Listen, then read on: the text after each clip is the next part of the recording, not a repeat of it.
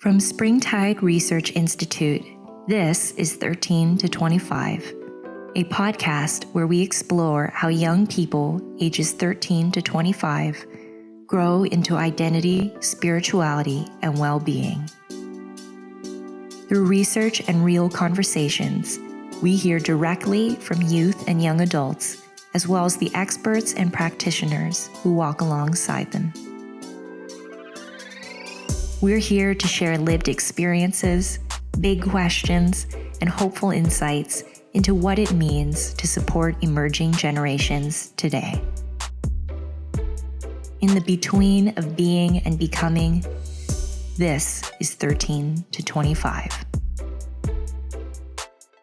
Hello, welcome everyone to our podcast from Springtide Research Institute. This is 13 to 25. I have two amazing young people with me today who fall between 13 to 25. You'll hear from them in a moment. They are both Springtide Ambassadors. They're part of our 2025 SAP cohort. That's the shorthand for the Springtide Ambassadors Program. And they help Springtide think about how we go about our research and bring our findings to life. They put our research into action in a lot of ways because they reflect on it with their own lived experiences. And that's some of what's happening today. As we're studying organizational involvement throughout 2025, we wanted to have young people bring their own stories to life about a particular organization that's really had a positive impact on their life. So we're going to hear about that very soon, but I would love to have both guests introduce themselves first. If you don't know me by now, if you're new to listening to the podcast from Springtide, I'm Marte Aboagye. I'm the head of engagement and so excited to be with both of these ambassadors today. Will you introduce yourselves? I'm Kieran. I'm based in San Diego, California, and I just turned 15 yesterday. I'm going into my sophomore year high school. Happy birthday, Kieran, yesterday even. So we're recording these episodes in the summertime, but this is my first time getting to tell him happy birthday.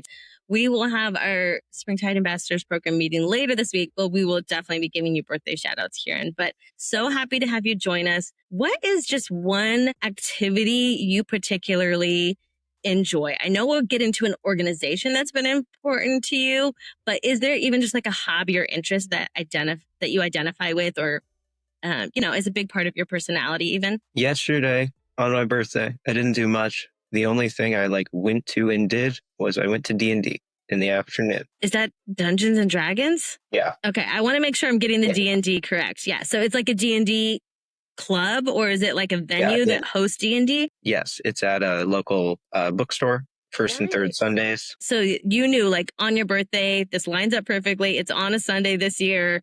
That's where I want to be on my birthday. It's happening, and it's not like I'm going to skip it just because it's my birthday. Nice. I got that.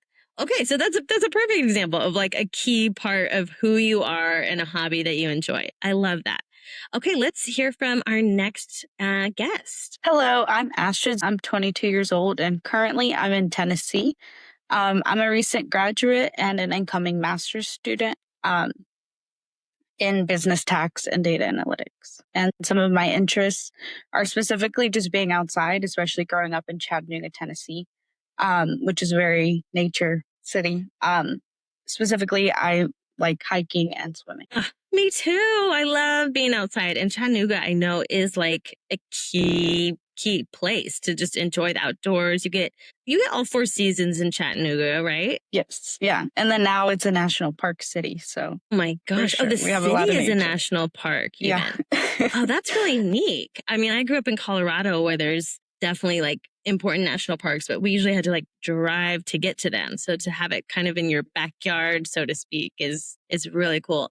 So we have a 15-year-old with us. We have a 22-year-old with us. Y'all are in different stages of life, which we love at Springtide. That since we study 13 to 25, like the podcast name, we get to hear from young people in a lot of different stages of life. And one is in high school on summer break. One is on summer break, but preparing for graduate school, just like Astrid mentioned. So enjoy both of you, Kieran and Astrid. Excited to hear more about not only those hobbies you briefly mentioned, but an organization that you've been involved with at some point in your youth or young adulthood that's really impacted you. But can you first just let us know something about your personality? Like, how would you describe yourself? Or if it's easier to think of it this way, how would your friends describe your personality? So I actually texted one of my friends and asked him. He hasn't responded, but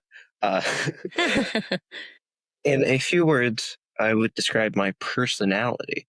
I'm outgoing and loud, and sometimes that is slightly annoying. But I like it. I like it. Outgoing and loud. So yeah, we'll see if your friend texts you back during this call, if there's anything you want to add or amend, but outgoing and loud. And I would agree that I am that type of person. Like if I asked my friends, definitely growing up, I might have got that reaction from them as well. Astrid, how would you describe your personality? Yeah, a little bit different than y'all's. Okay. But most of the time I'm very like calm or reserved. Mhm. And then I'm a very logical person. That's what I've been Which I told. feel like fits with like the accounting side of you too, to be Yes, very for sure. logical. And we need some calmness for people who are crunching numbers all day too, like people who don't get frazzled easily by that. I see that in you already in the conversations we've had, Astrid. I see that sort of level headedness, like don't get too worked up. I like both. I think the world needs all kinds, right? To Yes, for sure. operate. And if we were all the loud outgoing, it wouldn't work. So we need your energy too, Astrid. I think, that question is just a great way to get us started because organizations are trying to attract all different personalities, all different types of young people. And we can't all be in the leadership role necessarily. We need people who want to contribute in a lot of different meaningful ways and hopefully get things out as well of that it's reciprocal, that people are sort of putting things into the organizations they're involved with and definitely receiving a lot as well. So Astrid, will you first share with us the organization that stands out in your mind? Maybe there's more than one you've been involved with that's been important, but if you could just select one that's really had a positive impact on your life and tell us all about it, like how you first got involved, what were you thinking as you joined it, what kept you coming back, any special memories or things of note that you want to share, we'd love to hear it. Yeah, for sure. Well, the organization that I chose, so like I mentioned, I recently graduated, and my undergrad program was at Christian Brothers University in Memphis, Tennessee. So the organization that I chose is CBU's campus ministry. And then specifically some of its initiatives, which I was a part of. So basically campus ministry is for the whole student body, like they put on different events and programs, but there are also like student-led organizations kind of branched underneath it. And I was able to take part in all three of the branches that they had.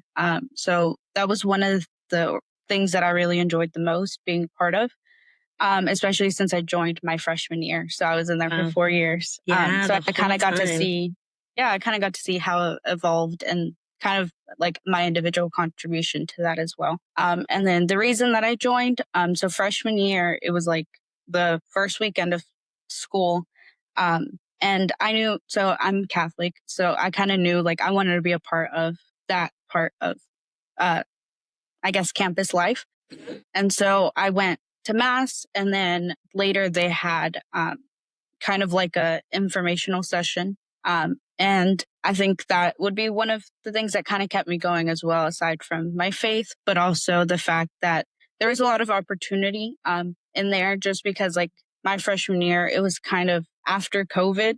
So they were kind of stating that they kind of wanted to bring back, the social atmosphere of campus life. And so there was the opportunity, but also there was a lot of students who had, especially the year prior, they were in the lockdown year. So it was their freshman year, Yeah. but during lockdown. I can't imagine, honestly. Yeah. So a lot of them were there. And so we all kind of got to talking, and basically like we all kind of had the, I guess, drive to build connection between each other, especially since, after COVID, everyone was kind of isolated. So it was, that for sure, I think helped the most in the reason why I kept going back. I mean, COVID has impacted all of our lives, but when I think of young people and like really formative years, high school, college, starting in jobs, all of those transitions, if you're in lockdown, so was your senior year of high school in lockdown then? My senior year, yeah. So it was like the end of my junior year to kind of the beginning that of makes my sense. senior The year. end of junior, yes. And then part of senior year was like lockdown vibes. So you're ending your high school career in this. Yes. People at the college you're about to begin in are in that. And you can't have the same campus life connections. Everyone was doing what they needed to do to care for one another, to make the safest choices health-wise, but there's a lot of impacts from that. And, Springtide has studied those ourselves. We've studied loneliness and social isolation before and after COVID. And it's no small thing to say that your generation, Gen Z, is often marked as the loneliest generation.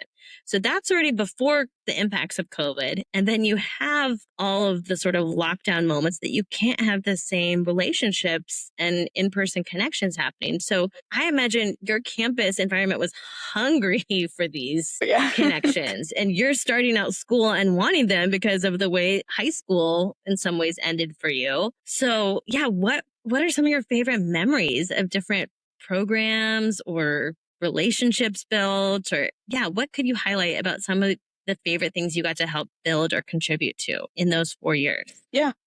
Well, first, I think the first organization that I was a part of within campus ministry was CSA, so Catholic Student Association. Okay. And at that point, there was only like 3 student leaders. And so I went to their informational session, and basically it was a lot of they don't have enough people to kind of help out to build the programs. So that was one. And then through that informational session, it was like the first week of school. And so surprisingly, I met a lot of people, but there was 2 or 3 people that I am still friends with to this day. Wow. And so, even after we graduated, we still keep up. So I think that to me was most impactful. And then also my sophomore year, we built Catholic relief services on our campus. Awesome. And so that, I think building that one, especially from the ground, zero, I think that one was the most impactful, especially since it was a service-based or a student organization. So we got to go out into Memphis, which has a lot of, especially homeless issues, food insecurity problems. And so we kind of focused on that when we started out. And then, Wow, that's really powerful. And that chapter of Catholic Relief Services didn't even exist on your campus before then. Had it in previous years, but it had sort of taken a hiatus, or was this the first time? I think they mentioned that it was around 2015-ish, but then it kind of died out then 2 or 3 years. So, yeah. So just the fact that you're helping to bring this back, and that there's different types of campus ministries all throughout your 4 years of undergrad, that you're finding meaningful ways to connect with others, to build out connections and community on your campus, and then that it's extending beyond your campus too, with some of the, volunteering and Catholic Relief Services initiatives you're doing. That's really powerful to not just, it would already be powerful to just be building those connections, especially post-COVID, in a campus environment where people, like you're a freshman just starting there. They're looking for who are their people going to be? Where are they going to really find a sense of belonging and connection on their campus? And you jumped in. You could have sat back. You could have said, I don't know if this is for me yet. And it's you said first week or something, you're already looking to get involved and then build out additional ways of serving your sophomore year with bringing in that, that service component as well. Yeah. The fact that people are getting to know each other and giving back to others is such a cool way to use your time in college. A lot of people assume college students are just partying and, doing their own thing. And you're how can we invest in our campus life and in our broader community life in Memphis as well? So yeah, what else would you want to say about this organization? Was it your community? When you were in college, would you identify these campus ministry groups as your sense of community? If not, I would be curious who at that time you were defining as community. Yeah, I think for sure that was part of my community, especially since a lot of the connections that I had built was kind of inside of that community. But also, like, I did have like my own friend group outside of that. And so I feel like they were the people that I grew the closest to. But also, like, at one point, because I was going to these events and then I slowly started becoming into leadership within those events, I kind of merged those two circles of my social life. And then also within the campus ministry, I would say there's different communities because even like, because like whenever we would go to different events, like you would have your people who would mostly just go to like the service centered ones. There would be the people at mass. And then like there's just different, like, I guess, subcategories. But for sure, I think it was a good initiative on at least our campus to build that out. And then by my senior year, I was part of the event planning portion of campus ministry. And so with that, I kind of got to see more of like the practical, like how do you actually connect all these subgroups and kind of try to make it more into a unified community. Well, that's awesome. I love how it grew from that first week of freshman year of being like, let's see what's going on here. And it's kind of, few and far between. Like there aren't as many people involved, even to the point of restarting whole groups and initiatives to then being at like the leadership level by your senior year that your logistics brain is helping connect. Oh, these are how these different initiatives or groups tie in to one another. This is, correct me if I'm wrong, but sort of the umbrella that they fall under and how to correspond amongst the different campus ministries. That's using the sort of personality and brain you were talking about at the beginning. I can clearly see that you were able to impact this group.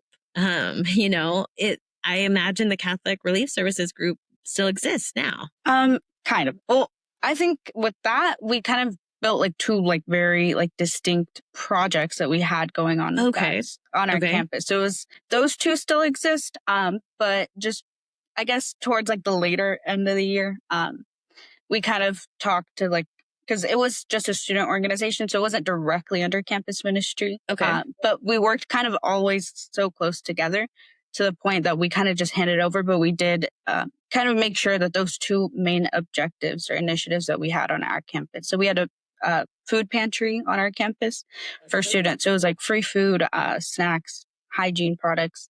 And then we had a sister supply, which is a local organization in Memphis, but it's to provide feminine hygiene products in our school bathrooms.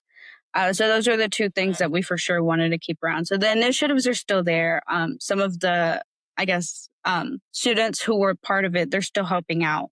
But I guess this upcoming year is the first year it'll be under campus ministry. So I don't know how much it will change, but I think the people are pretty much the same and the initiatives are the same, but we just kind of wanted it to outreach to more of the campus. So cool to hear. And has to feel gratifying to, you graduated from this institution, but to see that even if it takes a different shape or form, that the work is continuing in some way.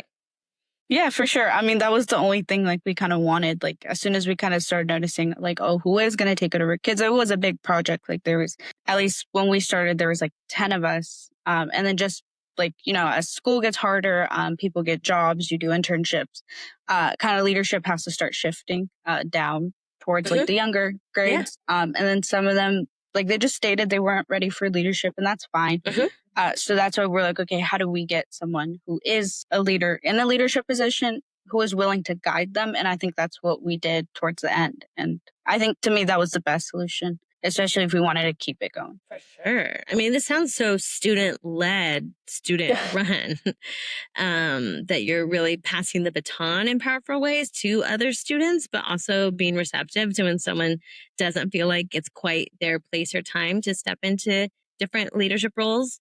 Is there something about your involvement through all of this, the ways your involvement grew too and evolved, that you say like has given you some sort of lasting impression or impact, or even influenced who you are, how you see yourself in the world? Yeah, I think for me, it helped me grow into a more, I guess, outgoing person, or like just more flexible person, I would say.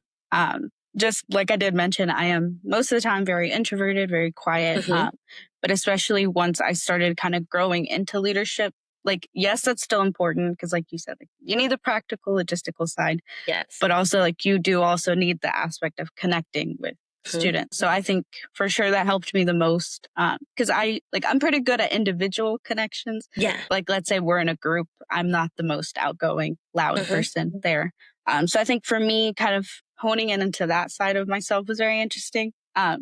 Just because I could see a lot of personal growth. Like, there was a lot more confidence and a lot more, I guess, decision making that was happening within myself. And then I think that also extended into when I got an internship in accounting. It kind of helped with like the project management side, or like Sure. managing different types of roles. So I think to me, for sure, like that helped. And then I would say the connections, like I mentioned, like I'm still friends with pretty much Yes. the majority of everyone that I met there. And so I think that to me was the most impactful, just because we kind of all had a commonality, which was our faith. It doesn't necessarily, people weren't always Catholic, and that never really mattered to us. So I feel like that for sure helped. Like, you kind of just are inspired by the people around you. And so, especially when there are some people growing in their faith, there's some people who are already like very steadfast in their faith. Like, I just kind of seeing all those groups kind of mingle together is very interesting. And very, I guess it just kind of brought us a lot closer together, especially like when we would go on like retreats and stuff, and kind of exploring ourselves and then how we would impact campus or the world. Yeah.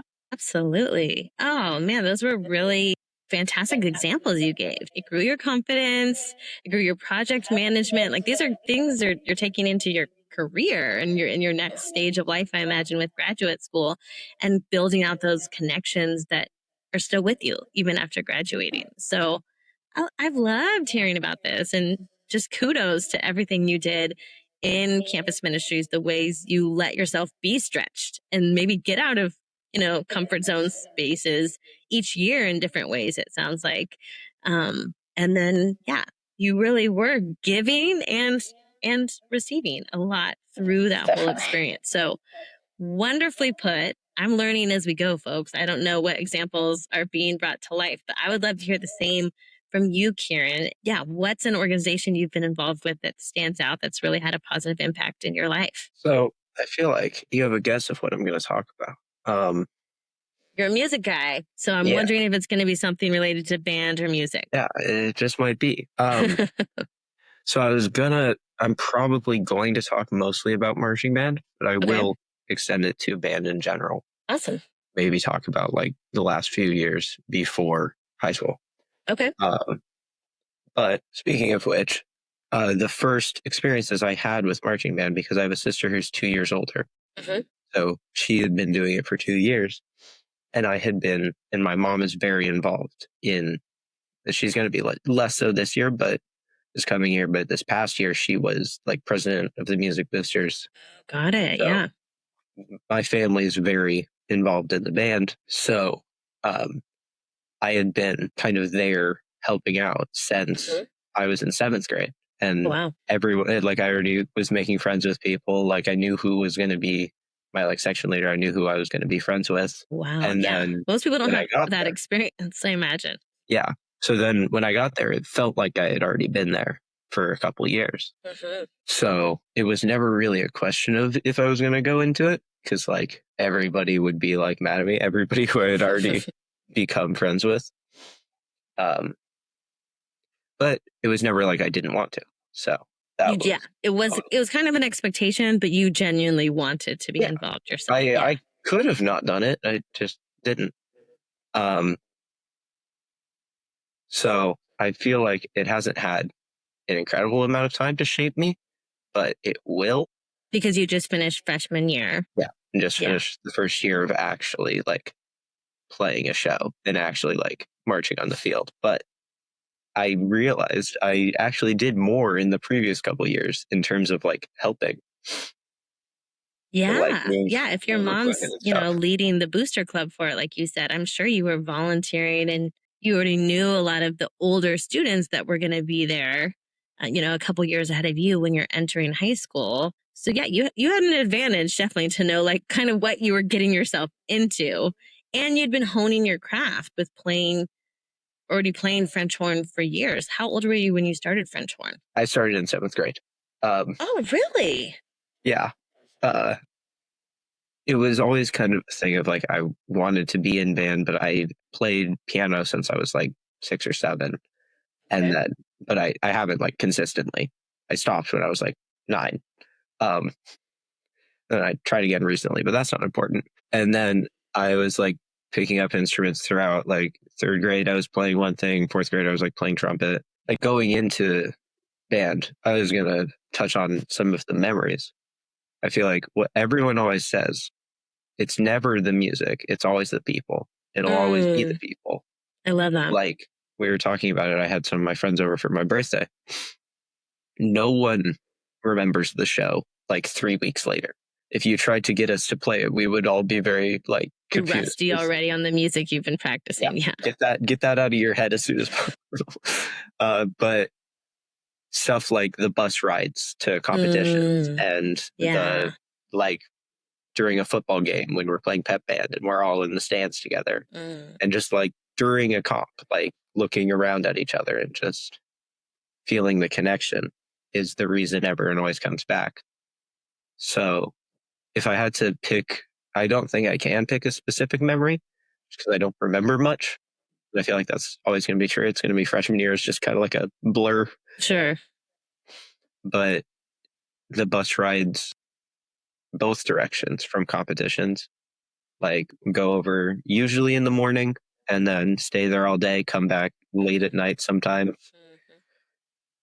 And on the way there, once we get off the freeway to go into whatever high school we're going to, we do quiet buses. And the only thing you're supposed to think about is the show. It's just run through it in your mind. A neat ritual. Yeah. Make sure you know what you're going to do. And then at some point, someone starts singing. And then the entire bus, we just sing the entire show. So it's the song is the song that you're about to be it's playing. Like everyone sings their part. So wait, when they sing it, it's like help me understand. Is it like the notes that they're playing? Like it's not necessarily lyrics, right? No, it's just we know our parts well enough. It's ingrained in your mind, or you should. That everybody not looking at the music. No one has their sheet music in front of them. Wow. No, because we're about to be on the field. And we don't I guess marching band. I never did marching band. I did band, but marching band, you're right. You don't have a stand in front of you. Yeah. So that's part of what it is it's practicing to make sure you do. But usually that happens. Doesn't always. And otherwise, I would have to talk about my section leader. So the senior who was in my section, who was just, he was just very entertaining. Like why he's there, because he doesn't like love band or anything. He's not the best musician, but he's just there. Like, and he would never have quit. And he did it for 4 years. He's never probably going to pick up an instrument again. But for some reason, he just can't quit marching band. And then the person who's going to be the senior in my section this year, same thing. He likes music a bit more. He's probably going to play music, but not French horn. And he, every year he says he's going to quit.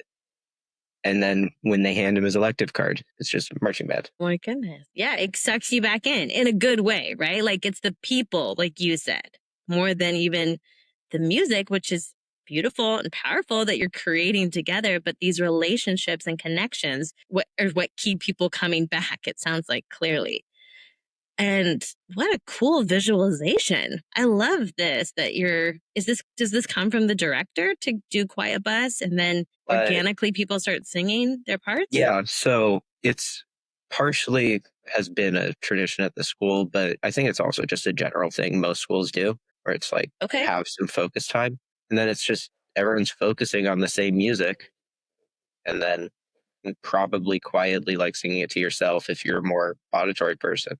And then, I don't know, it only happened a couple times. But it's awesome. Like you kind of, I'm not even there, but you're painting the picture well of, it's socializing, everyone's hyped on the bus. And then just to go into quiet is already like a really distinct ritual. And then to have that organically rise up in song is so cool. And everyone's supposed to put their phones away, take your earbuds out, just like literally just think about the music, think about Be the show you're about to present. march. Yeah. Oh, I But love it. specific memories, I was thinking before this, and I couldn't really think of anything specific from during the show. Like, I can a little bit of like looking around, because there was a part where right at the beginning we were all facing the back and we were just in a big formation where we weren't like up against people, but we were kind of scattered out randomly. And just I can pretty well remember who was behind me, like who I could see, look over at. But more than that, it's standing on the sidelines before we go out and just getting in our sections, going around to all our friends. So there, yeah, even after the bus, there's still these sort of rituals and moments that frame each experience, even when you're at different sites, different days, that you always know this process is gonna, you're gonna get in the zone. Maybe is that fair to say? Kind of get in the zone in That's the idea. collective ways. So would you consider marching band, would you consider that your community at this point in life? Yeah. Lots of my friends aren't in band, and it's people I know from before and a few people I met this year. The way our high school works, we mainly have one middle school, and then there's also a K through 8 that feeds into the high school. Okay. So I knew like 70% of the people in my grade, but then there's a few people who I've never met before. Okay. But mostly it's band. And if it's not band, it's people who are friends with all the band people. So I see. Yes. It's I was a mostly theater all the kid in people. high school, and sometimes the theater people and the band people have some overlap, even if they're not in the exact same programs. Yeah. It's mostly all the people I know. So yeah. And it's nice, again, coming in already having the community. And that's not just a thing about me having been there for a while.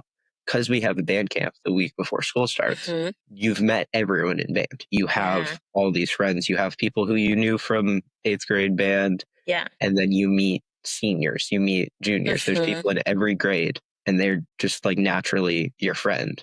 And they'll like, you can hang out with them if you want to, like if you become good friends with them. So it's just a really nice thing that cool. we have. Yeah, like your first day of school isn't as daunting because they've already done these pre-gatherings. And you spend a lot of time, right? Band camp is, how many hours did you say? 40. It's a 40-hour work week. It's 9 to 5. 40-hour work week. You've already spent with these people that you're going to go so deeper in the school year with. But yeah, that first day of school isn't really the first day for y'all. And you have those people for an hour that day. Plus, I think we're going to have rehearsal after school on the first day of school.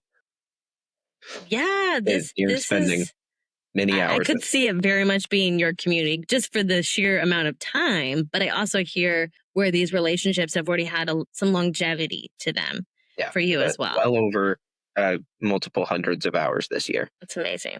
Well, I love hearing both of your examples. Astrid, you already shared that you're Catholic. So I'm wondering if your involvement has actually impacted your sense of spirituality. I would say yes, which I'm glad it has, because that was my primary goal in joining. But I think that mostly came from like the kind of the individual retreats that they had. So they specifically, the one that they had every semester is called Busy Person's Retreat. So pretty much you would have a spiritual advisor, and then if you would have an individual meeting with them, and basically they were just there to guide you. Whatever was happening in your life, you could talk about that. Yeah. And so I think to me, I think that was primarily the biggest thing that helped me think of my spirituality outside of, the community that was being had, especially because it was in college. And I'm not from Memphis. So I kind of already knew, like, you kind of already go in there, like, if you're not really staying in Memphis, we're all going to go our own ways eventually. And so to me, I think the goal was always to kind of form my spirituality, like more independently. Like, yes, it helps having that community, but also finding different things to kind of help it long term. And so I think that was the one thing that helped the most, is having those spiritual advisors there. And honestly, they were people I had never met before, like, because they would outsource them from like different universities or different religious groups. So they're practically strangers that you could talk to for 1 week. And I think to me, that was the most impactful, just because I feel like having that one-on-one definitely helped. And then especially with the time of my life, it always came around at like a perfect week. especially the week that either I was the most busiest or the week that I was thinking a lot of like, how do I kind of fix this problem or kind of go about this area in my life. So I think that to me definitely helped the most my spirituality. It's a beautiful example. Yeah. Because, I mean, it seems obvious. Oh, of course, campus ministries should be impacting your spirituality in some way. But the fact that you're like, no, I can identify a key aspect of the experience, not just the retreats, but the fact that they have this one-on-one support built in and that you could, bring real questions you're asking about yourself and the world and process them with someone else and incorporate that into your own sense of spirituality is really profound and speaks to where, yes, groups are important. That's what we're studying in so many ways with organizational involvement, but that the one-on-one aspects within the group setting can be really transformative as well, it sounds like. Yeah, for especially sure. for your personality, right? Yes, definitely. that you can go deeper in a more individual one-on-one aspect than maybe like group sharing might not always be your jam, right?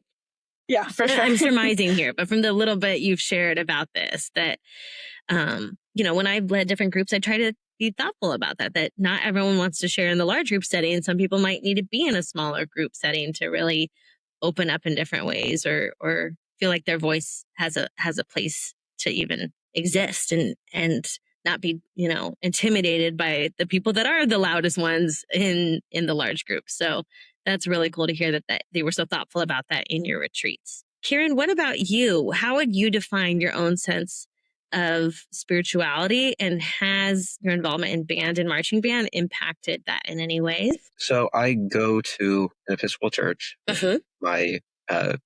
My mom works there. My sister also technically works there. Okay. But that's recent. We were just celebrating its existed for 1 year.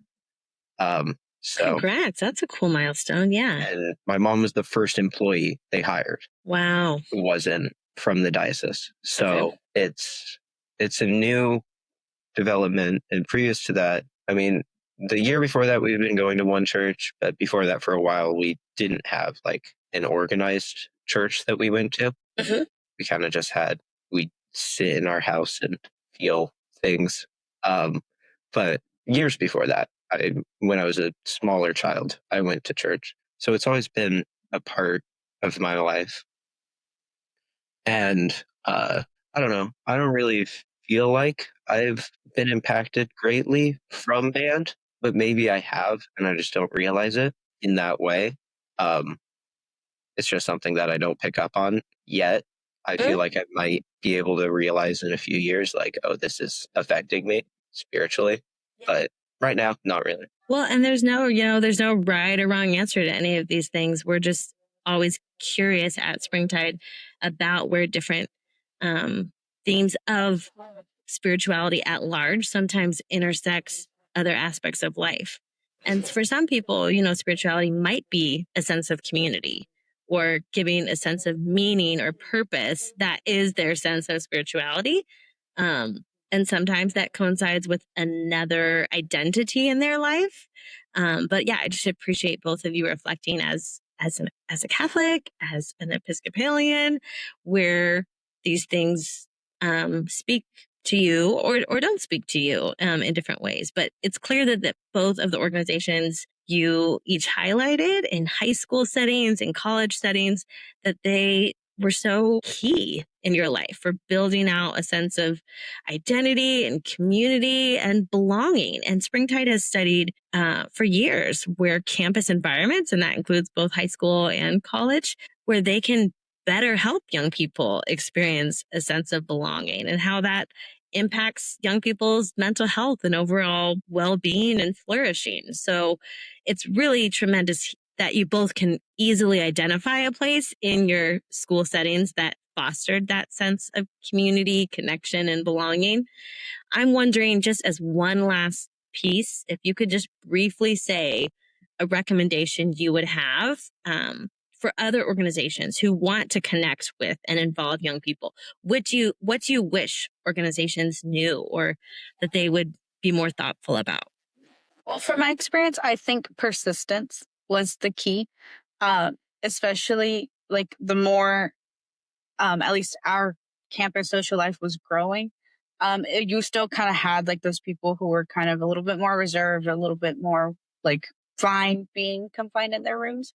So I think that was the hardest, I guess, path to go through, was seeing the groups of people who, aren't really coming, like they're not really showing up. And then how do you kind of get them to come? And for me, especially being kind of like a more reserved person, like I kind of saw that like outreach was an option, but I didn't know how much persistence was actually needed. And I think that's the part that like threw me off. Because to me, I'm like, okay, well, if they said no the first time, I'll respect their boundaries and kind of like, I'll be nice, genuine, but like, I'm not going to force someone to show up if they don't want to show up. But then you kind of had those other people who were doing that within the same organization. But like, I guess the like more persistent personalities, it definitely helped the most get people to start coming to your organization. So I think patience and persistence is for sure. Persistence. Yeah. Young people have so much on their plate and they might just need that extra nudge or reminder that they really are missed and that people really do want to see them there. That's great to hear. Kieran, what would be that last recommendation you would have? So I was thinking just now, I don't know how to phrase it or really where I'm going with this, but if you put a bunch of teenagers, young 20s, young adults in a room, they will, and with no preconceived notions about why they're there or who they're with, like they don't know these people, except that they're just like there to meet each other and grow and be kind to each other. That's what they're going to do. Like, you don't need to control it too much. If you just let people interact. This is going back to my example of the upperclassmen in band. They have no reason to be nice to all the freshmen, but they do because like it's just the culture. So try to develop a culture of kindness within your organization, but don't try to force it too much. So what I hear from you is like be intentional about how you build the culture. And then in doing that, trust that, young people care about it and want to carry it forward as well. That you don't have to be like, now go talk to this person, now go do this, like orchestrating it. That like, if you've really built the culture with intention, let the young people take those steps to connect with others themselves and be includers and be kind, like you said. So the intention has to come earlier on, but then let young people run with things too. Am I getting that right? Yeah. That was my next words, was just at some point you have to let it go and it will go. They will be able to run something on their own. I think all adults need to hear that like we can trust young people when we're empowering young people. Let's like let them really hold that baton to pass to another leader from Astrid's examples, or really take that step to include a younger student, a freshman. And yes, other places where adults to maybe intervene and nudge things along. Sure. Let youth and young adults own the space as well and build off of the culture that you've already helped to create maybe. Okay, this was great. I loved hearing from both of you. Thank you so much for sharing these examples. Visit springtideresearch.org to learn more about our research and resources, centering the perspectives and experiences of young people ages 13 to 25. As a nonpartisan, nonprofit organization, Springtide Research Institute is committed to listening to young people and sharing accessible social scientific research along with actionable insights. Visit our website to find ways to support our work and discover ways that we can support yours. You can find and follow us on social media at We Are Springtide. If you're enjoying 13 to 25, we invite you to rate, review, and share the podcast with a friend. And we'd love to share a conversation with you. Send your questions or comments to info@springtideresearch.org. Today's show was produced by Marte Aboagye. Audio mixing by Andy Palmer, opening and closing by Amy Chow, and original music by Christian Unthank, who was 14 when he produced this track. Special thanks to the guests featured in today's conversation and all the young people between 13 to 25 whose insights and perspectives make our research possible. Thanks for listening and for supporting the teens and 20-somethings in your own life.